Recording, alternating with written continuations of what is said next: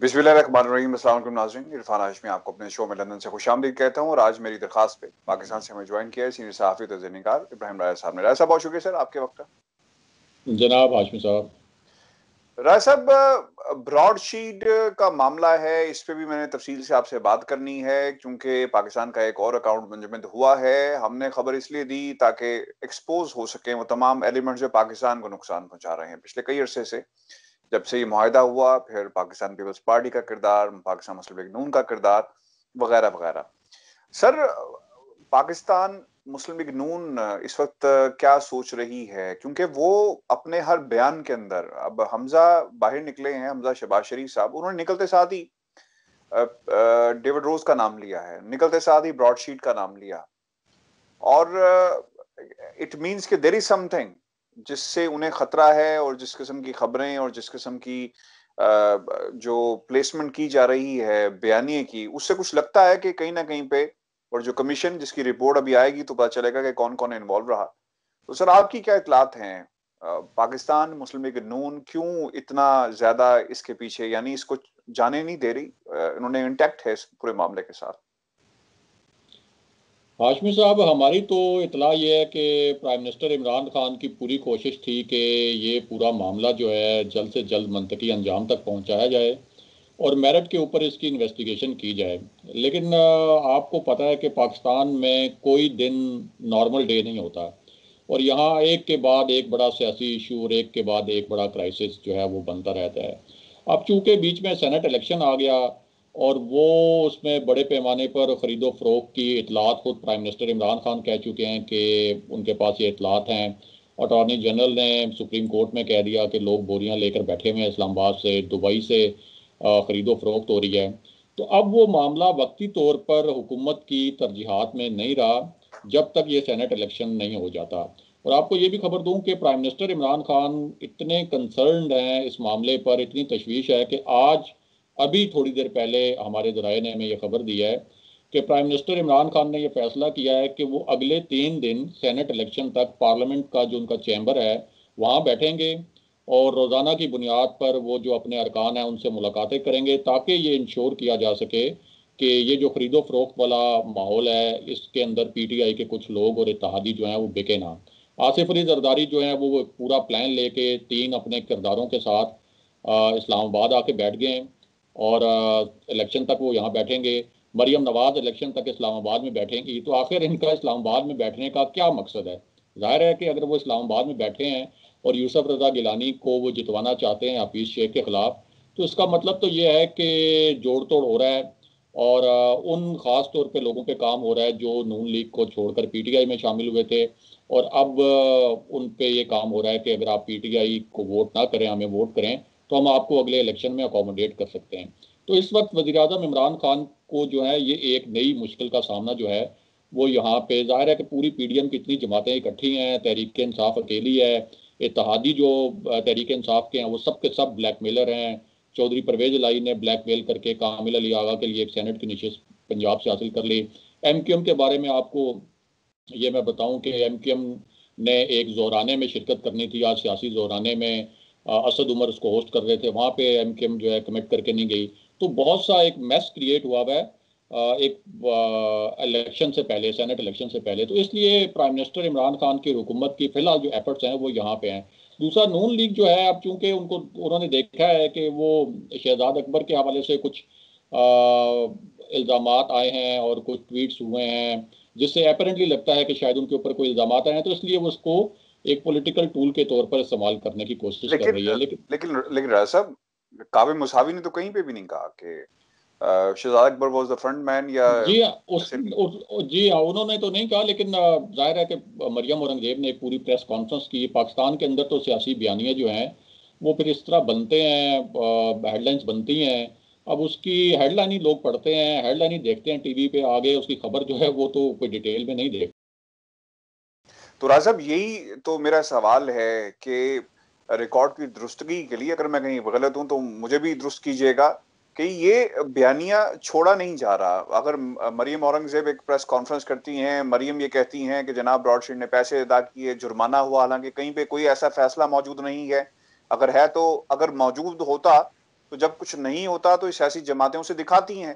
तो अगर मौजूद नहीं है, सिर्फ बयानी की हद तक चीजें हैं, तो ये तो फिर साबित करना होगा। लेकिन हमजा शहबाज का बाहर निकलना और फौरी तौर पे ब्रॉडशीट का नाम लेना, डेविड रोज का नाम लेना, और आपको याद होगा शहबाज शरीफ ने अदालत के अंदर कहा, पहली हेयरिंग पे हमने जिस तरह खबर चलाई गई यहाँ लंदन से कि पहला राउंड जो है वो शहबाज शरीफ जीत गए, तो उसको इस्तेमाल किया उन्होंने।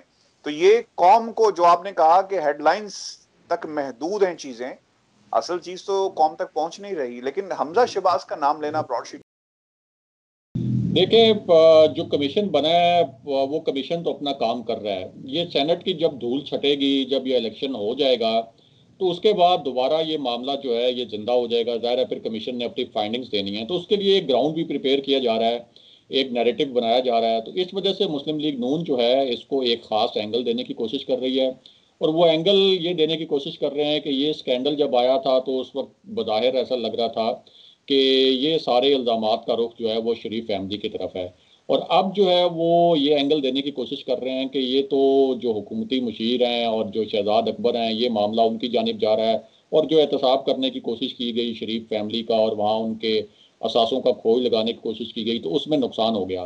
क्योंकि उन्हें मालूम है कि कमीशन तो काम कर रहा है और कमीशन ने अपनी फाइंडिंग्स तो देनी है। सेनेट इलेक्शन तो 3 मार्च को होंगे, 4, 5, 6 मार्च तक जो है इसकी धूल छट जाएगी, तो उसके बाद दोबारा ये मामला जिंदा होना है। तो इसलिए अपना एक वो बयानिया जो है वो कंटिन्यू कर रहे हैं और चाहते हैं कि इस नैरेटिव को वो लेके आगे बढ़े हैं। क्योंकि हुकूमत जो है वो इस वक्त ब्रॉडशीट के मामले पर ज़्यादा बात नहीं कर रही, क्योंकि हुकूमत को मुसीबत पड़ी हुई है सेनेट इलेक्शन की। और सेनेट इलेक्शन हुकूमत के लिए जीतना इसलिए बहुत ज़रूरी है कि कौमी असम्बली में उनकी मामूली सी अददी बरतरी है। और ये अगर यहाँ पे सियासी जोड़ तोड़ और ख़रीदो फरोख्त ना करें आसिफ अली जरदारी साहब, तो फिर सेनेट में तहरीक इंसाफ के इत्तेहादी और तहरीक इंसाफ की जो है वो मामूली अददी अक्सरियत बनती है, तो उनको कानून साजी का जो मसला था वो हल हो जाएगा। लेकिन अब इमरान खान साहब का कंसर्न ये है कि ये तो ऐसे हालात पैदा करने की कोशिश कर रहे हैं कि हमें जो हमने बरतरी हमारी यकीनी थी अगर फेयर इलेक्शन हो, तो वो ऐसे हालात पैदा कर रहे हैं कि ये तहरीक इंसाफ वहाँ पे अपना चेयरमैन सेनेट और डिप्टी चेयरमैन सेनेट भी ना ला सके, और उसको वो अददी बरतरी भी हासिल ना हो सके जिससे वो कानून साजी कर सके। इसी किस्म की इतलात पर प्राइम मिनिस्टर जो है वो पेशावर भी गए थे। वहाँ उन्होंने अपने अरकान से मुलाकातें की। तो all is not well for the government, क्योंकि इतने ज़्यादा खिलाड़ी मंजे हुए सियासतदान हैं ये, और पुराने खिलाड़ी हैं, माली वसाइल हैं, आसिफ अली जरदारी, मौलाना फजलुर रहमान, शहबाज शरीफ, नवाज शरीफ, और एक तरफ तहरीक इंसाफ। तो जाहिर है कि हैवी वेट्स हैं दूसरी जानिब भी, तो इसलिए हुकूमत को बड़ी मुश्किल सूरत हाल का सामना है। सर ये तो मानना पड़ेगा कि पाकिस्तान तहरीक इंसाफ को इलेक्शन, जिस तरह डस्का के इलेक्शन का हमने हाल देखा कि वहां पे बहुत सारे हैवीवेट्स थे, और इन इलेक्शन के जो गुर हैं वो शायद उस तरह नहीं आते, और ना तजर्बाकारी इस कैंप के अंदर ज्यादा पाई जाती है। राय साहब ये बताएं कि एमक्यूएम की ये कोशिश थी एक और मिनिस्ट्री लेने के लिए जो की गई है, एंड टाइम के ऊपर नहीं गए, लेकिन बयान आ गया कि हम इत्तेहाद को कुर्बान नहीं करेंगे 2 सीटों के लिए। वहां पे पाकिस्तान पीपल्स पार्टी ने बहुत जबरदस्त गेम ये खेली कि एमक्यूएम पाकिस्तान की जो जनरल सीट थी, आपने फैसल सब्जवारी की एक जनरल सीट पे कागजात जमा करवाए, तो किस बुनियाद के ऊपर पाकिस्तान पीपल्स पार्टी उन्हें ऑफर करवा रही थी कि हम 2 नशिस्तें कुर्बान करने के तैयार हैं या अपने जो उम्मीदवारों से बैठा देंगे? तो जब बंदा ही कोई नहीं, कागज ही पेश नहीं किए गए, तो ये गेम क्यों खेली गई? और मिनिस्ट्री की बात जो है इस पे भी रोशनी डालें। देखिए, आसिफ अली जरदारी की कोशिश है कि 11 जो नशस्तें हैं सिंध में सेनेट की, उनमें से वो 8 नशस्तें हासिल कर लें, और बज़ाहिर उन्होंने 11 जो अपने उम्मीदवार हैं वो मैदान में उतार दिए। अब वो ये कह रहे हैं पूरी पूरी ब्लैकमेलिंग करते हुए एमक्यूएम को कि आपकी जो 2 नशस्तें हैं, पिछली दफ़ा भी एक डाका डला था एमक्यूएम के ऊपर जैसे केपी में डला था, तो वो ये कह रहे हैं कि आपकी 2 नशस्तें हम उस सूरत में नहीं लूटेंगे अगर आप यूसुफ रजा गिलानी को सपोर्ट करेंगे। अगर आप उनको सपोर्ट नहीं करेंगे तो फिर हमारी जिम्मेदारी नहीं है, हम जाएंगे, हम लूटेंगे, हम डाका मारेंगे। ये सीधा सीधा पैगाम जो है वो नासिर शाह ने और शर्जील मेमन ने उनको दिया है। अब हमारी इतला ये है कि एमक्यूएम की जो क़यादत है उनको भी पता है, उनको पता चल गया कि उनके कुछ अरकान जो है वो आसिफ अली जरदारी से उन्होंने राब्ते किए हैं, और मुबैना तौर पर कुछ लोगों ने नोट पकड़ लिए हैं। एमक्यूएम की क़यादत ने एमक्यूएम के कितने अरकान से कहा है कि कितने आप लोग हैं सर? कराची, ये कहा जा रहा है कि कम से कम 4 से 5 लोग ऐसे हैं जो यकीन दहानी करा चुके हैं पीपल्स पार्टी को। और इसीलिए अब MKM की क़यादत ने अपने अरकान को कहा है कि सेनेट इलेक्शन तक आप कराची से बाहर नहीं जा सकते। उन्होंने उन्हें मना कर दिया और ये भी कहा है कि जो पोलिंग डे होगा हम सब एक जगह इकट्ठे होंगे और उसके बाद एक ही जगह से जाएंगे सिंध असेंबली वोटिंग करने के लिए, ताकि अगर उन्होंने कोई कमिटमेंट जो की हुई है तो लोग जो हैं पीपल्स पार्टी के उन पर असरअंदाज ना हो सकें। जैसे पिछली इलेक्शन में छैला रजा साहिबा जो है वो बड़ी एक्टिव थी और गाड़ियों में जो है वो खरीदो फरोख्त होती रही, गाड़ियों में वो बैग जो है वो दिए गए। एक खातून रुकन का जो उनके एक बेटे हैं, उनकी फॉरेन में फी भी बड़ी लंबी चौड़ी जो अदा की गई। तो इस किस्म का घिनौना खेल चल रहा है ये सेनेट में, और इसी वजह से प्राइम मिनिस्टर इमरान खान जो हैं वो ये मामला सदारती रेफरेंस की सूरत में लेकर गए थे सुप्रीम कोर्ट में कि ये ओपन बैलेट के जरिए हो जाए ताकि ये जान छूटे। यानी उसमें ये जो हॉर्स ट्रेडिंग का खतरा है और ये तमाम ही जमातों को खतरा होता है, तो ये जान छूटे। और जाहिर है कि आसिफ अली जरदारी उसके माहिर हैं और इस वक्त PDM के बड़े सरकर्दा रहनुमा हैं, और नून लीग भी इसको माइंड थोड़ी करेगी। नून लीग तो चाहती है कि सेनेट के अंदर बहुत बड़ा अपसेट हो। मरियम नवाज इस्लामाबाद में आकर बैठी हैं। इस्लामाबाद की एक सीट है जो कि यूसुफ रजा गिलानी PDM के उम्मीदवार हैं, तो मरियम नवाज का क्या इंटरेस्ट हो सकता है कि वो इस्लामाबाद आकर बैठ गई हैं? तो इसका मतलब यह है कि वो जो हम बात कर रहे हैं खरीदो फरोख्त जोड़ तोड़, वो तो अच्छा फिर पूरी PDM है। अच्छा, ये भी एक बात है कि कल को शायद इस पे भी सवाल उठाया जाए, क्योंकि सुप्रीम कोर्ट में ये फैसला कल का आएगा, तो देखेंगे क्या होता है। क्या कोई ऐसी सूरत भी हो सकती है, क्योंकि मुझसे किसी ने सवाल किया है कि जरूरी नहीं कि आप वोट किसी दूसरे शख्स को ही दें, ये भी तो हो सकता है राय साहब सवाल के मुताबिक कि आप पैसे देकर किसी को कहें कि भाई आपने जाके शिरकत ही नहीं करनी और इंतखाब में हिस्सा ही नहीं लेना और प्रोसेस का हिस्सा ही नहीं बनना, छुट्टी कर जानी है। क्या ऐसा भी कुछ हो सकता है?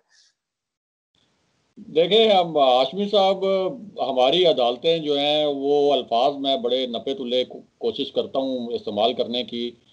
बहुत डिले हुआ है इसके ऊपर। जो भी फैसला आना चाहिए था पहले आना चाहिए था, और बहुत टाइम था, बहुत पहले ये फैसला आना चाहिए था। अब 3 मार्च को इलेक्शन होना है, उससे एक दिन पहले 2 दिन पहले फैसला करने के बाद इलेक्शन कमीशन के पास क्या ऑप्शन रह जाएगा? अगर वो कहते हैं कि जी आप शफाफियत यकीनी बनाएं, हो तो ये खुफिया बैलेट हो लेकिन शफाफियत यकीनी बनाएं, तो वो बार कोड्स वाली बात और वो सारी अब तो वो अमली तौर पर मुमकिन ही नहीं है। तो वो जो कहते हैं लफ्ज़ के ना ही में रहा ना शी में रहा, तो वो मामला जो है वो बड़ा ख़राब हो गया है। तो इस वक्त तो लगता है ऐसा ही है अपेरेंटली आखिरी दिन के रिमार्क्स से भी कि ये खुफिया बैलेट ही होगा, और खुफिया बैलेट के अंदर जो है वो इनको नुकसान हो सकता है तहरीक इंसाफ को। ख़ास तौर पर ये अगर इस्टेब्लिशमेंट जो है वो मुकम्मल तौर पर न्यूट्रल रही, और न्यूट्रल रहने का मतलब यह है कि आसिफ अली जरदारी साहब को खुलकर खेलने का मौका भी मिलेगा और यूसुफ रजा गिलानी को भी खुलकर खेलने का मौका मिलेगा, तो मुश्किलात इनके लिए बढ़ जाएंगी। लेकिन ये एक बात ये है कि आप ये भी याद रखिएगा कि हफीज़ शेख जो हैं ये इस्टेब्लिशमेंट के उम्मीदवार भी हैं, क्योंकि असद उमर जब बतौर वज़ीर ख़जाना उनकी कारकर्दगी से इस्टेब्लिशमेंट खुश नहीं थी, जहांगीर खान तरीन खुश नहीं थे, जहांगीर खान तरीन उन पर तनकीद करते थे, तो ये जहांगीर तरीन के भी उम्मीदवार हैं। हफीज शेख को वो लेके आए थे और एस्टेब्लिशमेंट के भी उम्मीदवार हैं। तो इसलिए गेम जो है वो बड़ी दिलचस्प हो सकती है, और आखिरी वक्त में इस्टेब्लिशमेंट भी जाहिर है कि हो सकता है कि जिस तरह पाकिस्तान के अंदर होता है तो मुमकिन तौर पर वो अपना कोई किरदार अदा कर सकती है। और ऐसा भी ये दूसरा जो सवाल था उसका भी जवाब दे दें।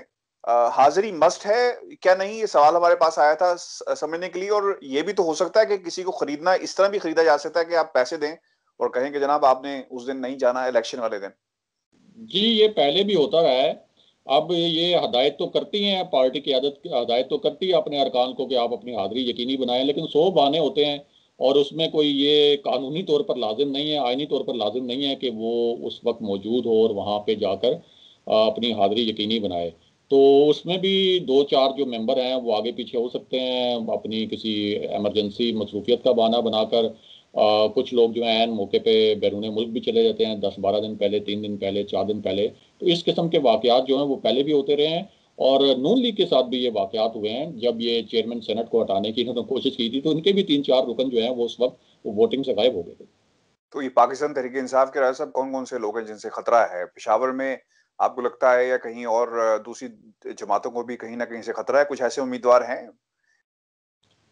देखें, मैं आपको बताऊं कि दिल से तो हफीज शेख को असद उमर भी वोट नहीं देना चाहते, लेकिन Asad Umar is a gentleman, तो वो वोट तो दे देंगे, लेकिन दिल उनका बड़ा वो होगा। हफीज शेख को वोट देते थे कहीं इन्होंने मुझे रिप्लेस किया था, और बाद में वो एक कायमा कमेटी के जब मेंबर बने थे तो हफीज शेख की पॉलिसियों की मुखालफत भी करते थे।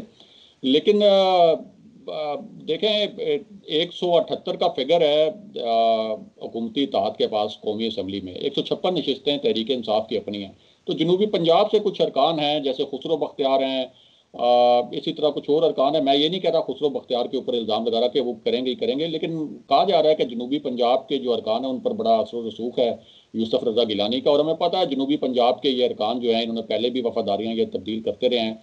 तो कोई ऐसा शॉकिंग नहीं होगा अगर जनूबी पंजाब से 3-4 लोग इधर से उधर हो जाएं, तो ये कोई बहुत बड़ा ऐसा शॉकिंग एलिमेंट नहीं होगा। बहुत शुक्रिया राय साहब आपके वक्त का। व्यूअर जी, हमारा आज का शो था और कमेंट जरूर भेजिएगा और चैनल को सब्सक्राइब करना मत भूलिएगा। इजाजत दीजिए, अल्लाह ने के बाद।